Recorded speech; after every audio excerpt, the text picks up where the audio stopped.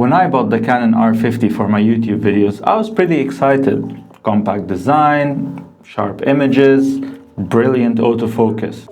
But there was one problem. The kit lens that comes with the R50 isn't wide enough for my filming space.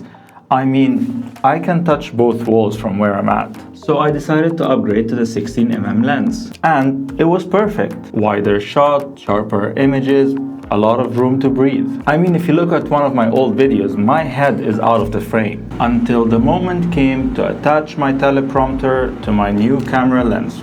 It doesn't fit anymore. None of these adapters match the diameter of the 16mm Canon lens. So I searched everywhere for an adapter that would fit this lens and my teleprompter, but every option, either it was the wrong size, too expensive, or it doesn't even exist. So I did what every maker would do, 3D print one. Took a couple of tries to get it right. Too loose, too tight, doesn't even line up, but eventually I got the perfect one. Well, it fits perfectly like it was made for it. That's because it was specifically designed to fit this lens. And now the 16mm beautifully fits into my teleprompter. No need to compromise my framing or ditch the script. If you're dealing with the same issue, I have good news for you. I've got you covered. I'm sharing not just the STL file, but also the step file and the full Fusion 360 project. So if you want to tweak the design, customize it for your gear, or even turn it into something cooler, like a hood lens or a filter adapter,